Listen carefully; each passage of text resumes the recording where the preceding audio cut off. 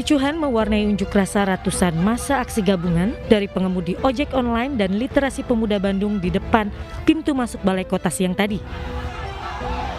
Kericuhan diduga dipicu provokasi salah satu kelompok massa sehingga berujung pada aksi pemukulan. Hanya mahasiswa, bukan hanya pemuda, tapi seluruh elemen, mulai dari pedagang kecil, meneriakkan apa yang menjadi permasalahan mereka di bawah. Sementara itu, dalam orasinya, massa menuntut pemerintah Kota Bandung segera melakukan relaksasi dengan membuka kembali akses jalan yang dinilai merugikan masyarakat, terutama mereka yang berprofesi sebagai pengemudi ojek online. Tidak hanya itu, massa juga meminta Pemkot Bandung mengganti kerugian masyarakat akibat kebijakan PPKM darurat. Menuntut tanggung jawab Odet selaku Wali Kota Bandung atas nasib masyarakat Kota Bandung. Yang kedua, menuntut ganti rugi kepada Wali Kota atas kerugian masyarakat Kota Bandung akibat kebijakan Pemkot. Yang ketiga, menuntut jaminan pemerintah Kota Bandung atas kesejahteraan masyarakat Kota Bandung. Yang keempat, hapuskan PPKM. Yang kelima, jika pemerintah kota tidak mampu menangani permasalahan kesejahteraan di Kota Bandung, maka kami menuntut pemerintah pusat untuk turun dalam mengatasi permasalahan kesejahteraan di Kota Bandung.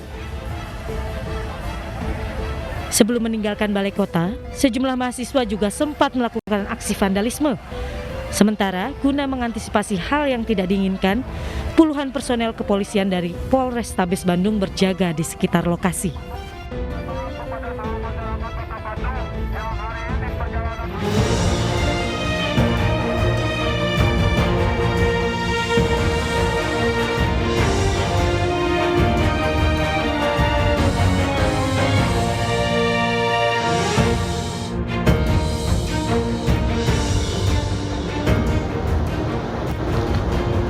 Selamat malam, apa kabar Anda pemirsa menemani istirahat Anda bersama dengan keluarga.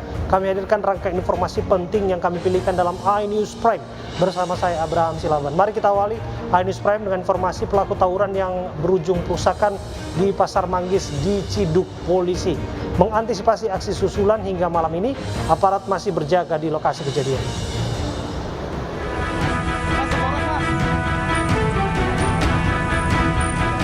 Polisi menangkap sejumlah pelaku tawuran di Jalan Menteng Wadas, Kelurahan Pasar Manggis, Setiabudi, Jakarta. Pelaku berasal dari RW 11 dan RW 02. Petugas juga akan bertemu dengan tokoh dari kedua RW untuk meredam bentrokan. Saat ini situasi sudah terkendali. Sekarang tinggal kita mencari beberapa pelaku atau biang kerok dari tawuran tersebut. Dan saat ini kita sudah melakukan atau mengamankan 2 terduga pelaku. Kita tinggal mengamankan kelompok-kelompok masing-masing.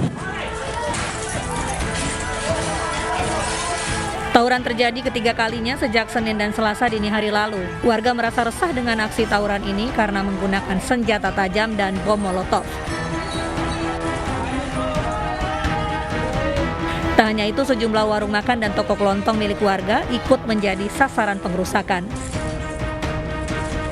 Tiba-tiba udah ada langsung bentrokan, saya masih jualan, masih ngelayani, terus terjadi bentrokan, terus langsung terjadi kayak gini. Ada kerugian nggak Bang? Kalau kerugian jelas dari material saya yang pada hancur nih. Meski saat ini suasana telah kondusif, petugas terus melakukan pengamanan agar tawuran tidak kembali terjadi. Petugas juga masih mencari para pelaku tawuran lainnya. Tawuran kembali pecah di Medan Belawan, Sumatera Utara. Tawuran tersebut merupakan yang keempat kalinya dalam 1 minggu.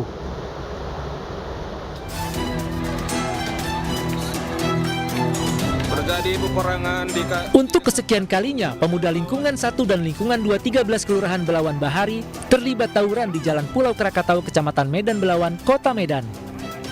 Tawuran semakin mencekam setelah puluhan remaja membakar kios dan menghancurkan sejumlah rumah warga. Diduga tawuran ini akibat perselisihan dan saling ejek antar kedua kelompok remaja. Setelah berhasil membubarkan tawuran, aparat gabungan menyisir lokasi kejadian dan menangkap 3 pemuda yang diduga sebagai provokator. Masyarakat, supaya masyarakat tidak emosi semua. Jadi kita turunkan pasukan di sini ya sama-sama kita halau berdua masyarakat. Ya sampai pada saat ini situasi sudah aman dan terkendali. Lebih lanjut, polisi akan mengumpulkan seluruh elemen masyarakat untuk mencegah aksi susulan.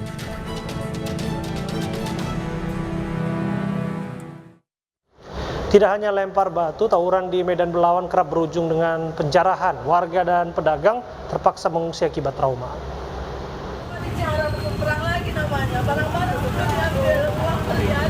Dijarah, Kak.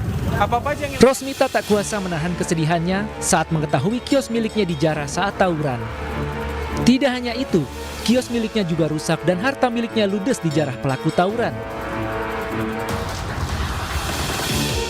Selain kios yang rusak, sebuah gereja juga nyaris terbakar akibat lemparan bom Molotov. Kini meski kondisi sudah normal, namun sejumlah warga memilih mengungsi lantaran masih trauma dengan tawuran yang kerap terjadi saat malam dan dini hari. Tidak hanya warga biasa, sejumlah pedagang di Kelurahan Belawan pun memilih tidak berjualan untuk sementara waktu. Mau ke rumah lah. Kenapa, Pak? Alasannya kok bareng-bareng? Alasannya ya takut kena jarah lah. Emangnya tawuran kemarin ada yang dijarah, Pak, ya? Ada. Nggak tahu lah, kita selamatkan aja barang kita sendiri aja. Kalau orang aku nggak tahu itu. Yang penting selamatkan barangku sendiri ya.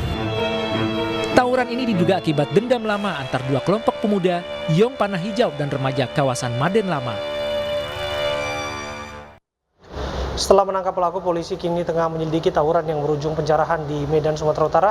Sudah bergabung bersama kami kontributor iNews Yuda Bahar. Selamat malam, Yuda. Yang ingin kami ketahui, apakah para penjarah ini sudah ditangkap? Ya baik, Abraham, dapat saya laporkan hingga malam hari ini petugas kepolisian dari Polres Pelabuhan Belawan telah menangkap sejumlah pelaku yang merupakan pelaku tawuran yang terjadi pada Rabu dini hari tadi, Abraham. Iya, berapa orang yang pada prinsipnya ikut tidak hanya tawuran, tapi juga menjarah barang-barang milik warga? Ya, sampai sekarang ini kita belum bisa memastikan berapa jumlah, karena pada malam hari ini Kapolres Pelabuhan Belawan masih melakukan sitkon, dan saat ini sebentar lagi sebenarnya akan dilakukan press release terhadap beberapa pelaku. Kemungkinan pelaku ada berjumlah 6-9 orang, Abraham, yang diamankan. Oke. Jika ditelisik kembali, apa yang menjadi akar persoalan hingga sepekan ini bisa dikatakan 3-4 kali terjadi tawuran? Ketika kita mewawancarai Kapolres dan juga Sekretaris Kecamatan Medan Belawan tadi mengatakan tawuran ini sering terjadi karena hal sepele seperti saling ejek dan juga geber-geber sepeda motor gitu. Dan ini sudah berulang kali terjadi dan sudah berulang kali juga petugas kepolisian dan oknum-oknum terkait untuk melakukan mediasi terhadap kedua belah pihak dari pelaku tawuran, Abraham. Oke, bagaimana kemudian polisi mengantisipasi sampai pada akhirnya dalam sepekan berulang kali kembali terjadi tawuran? Untuk antisipasi polisi sendiri, petugas kepolisian telah melakukan penjagaan di beberapa titik rawan dan di jam-jam rawan dari pelaku tawuran ini sendiri. Namun saat PPKM ini memang ada beberapa titik yang kosong karena petugas kepolisian melakukan penjagaan untuk PPKM darurat di Kota Medan, Abraham. Oke, sosialisasi sangat diutamakan tentunya di masa PPKM ini dan tidak diharapkan sebetulnya tawuran seperti ini terjadi. Apakah dalam tanda kutip ya, anak Medan yang ikut tawuran ini nggak takut COVID?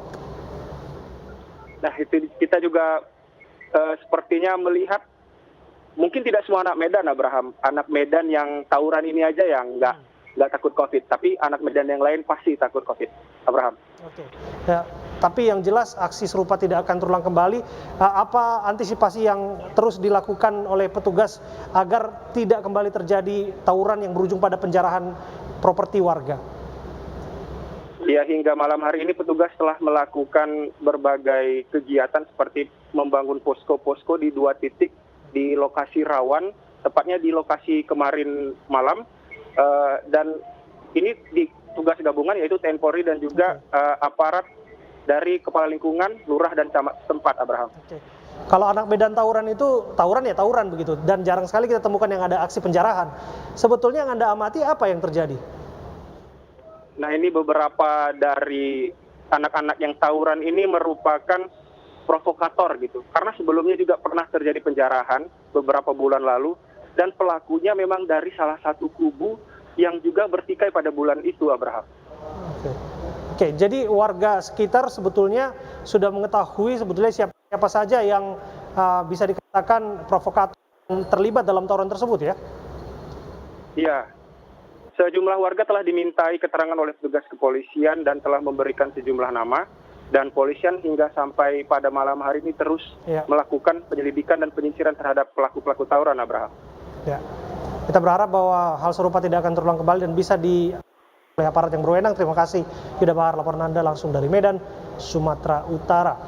Pemirsa, seorang bapak dan anak tercebur sumur sedalam 13 meter di Magelang, Jawa Tengah dibantu petugas damkar. Keduanya berhasil dievakuasi dengan selamat.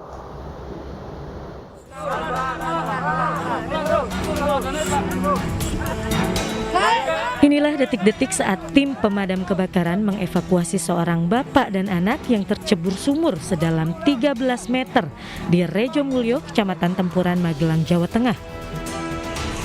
Dalam waktu 30 menit, bapak dan anak ini berhasil dievakuasi dengan selamat, meskipun dalam kondisi lemas. Kejadian bermula saat sang anak Hanifah bermain sepeda di sekitar sumur pada Selasa sore. Saat itu diduga Hanifah terpeleset hingga tercebur sumur. Melihat kejadian ini, sang bapak langsung mencoba menolong dengan menggunakan alat seadanya. Namun lantaran tidak kuat, Hermanto justru ikut terperosok. Warga yang mengetahui kejadian ini pun langsung melapor ke petugas pemadam kebakaran setempat.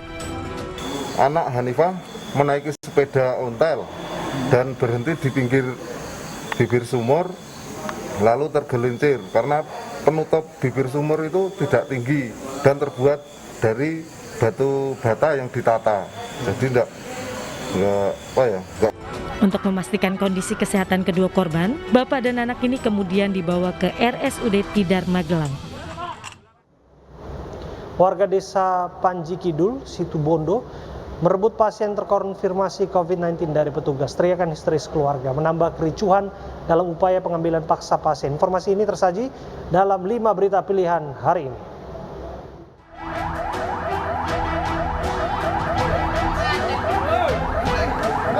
Dua kelompok remaja di Kecamatan Medan Amplas terlibat bentrok di kawasan Jalan Sisingamangaraja, Simpang Marindal, Medan dini hari tadi. Tidak hanya saling serang, tawuran juga disertai dengan aksi lempar batu dan kayu yang merusak rumah warga. Tawuran ini dipicu saat salah satu kelompok terlibat saling geber knalpot motor yang berujung dengan perkelahian dan tawuran. Warga setempat berharap aparat tegas menindak setiap pelaku tawuran.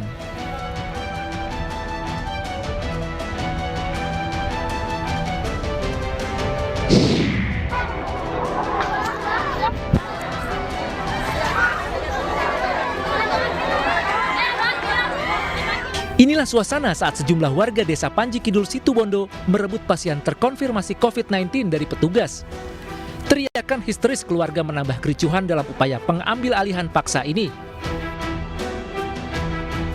Tidak hanya mengambil jenazah, warga juga merusak peti jenazah dan nekat memakamkan tanpa protokol kesehatan COVID-19. Berdasarkan Satgas tempat, pasien tersebut sebelumnya sempat menjalani perawatan di Rumah Sakit Umum Daerah Situbondo. Usai kejadian, pemerintah setempat dan Satgas akan gencar menggelar sosialisasi COVID-19 dan swab sebagai bentuk pelacakan.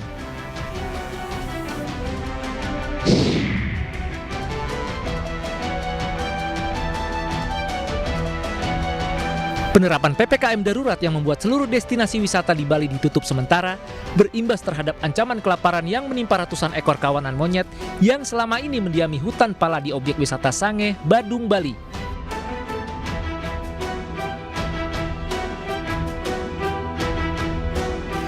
Ancaman kelaparan ini lantaran sama sekali tidak ada kunjungan wisatawan serta berkurangnya anggaran yang dimiliki pihak pengelola. Ratusan gerombolan monyet tersebut kini terancam kelaparan, menyusul semakin menipisnya stok pakan yang dimiliki.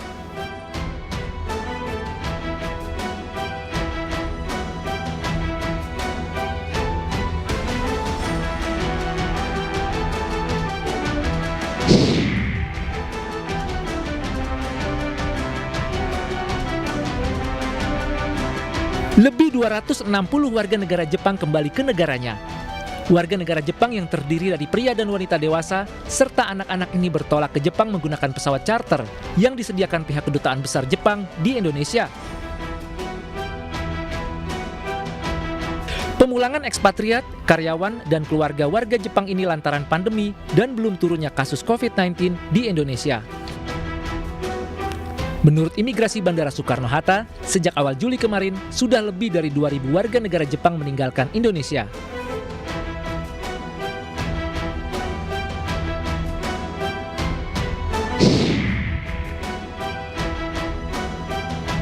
Aksi pencuri sepeda motor di perumahan Taman Alfa Indah Pertukangan Jakarta Selatan terekam kamera pengawas.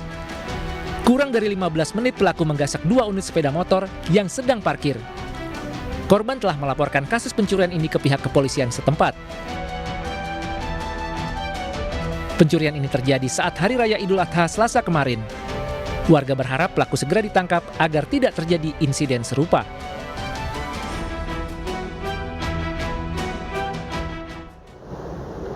Rektor Universitas Indonesia Ari Kunchoro kembali jadi sorotan setelah Presiden memberi restu rangkap jabatan.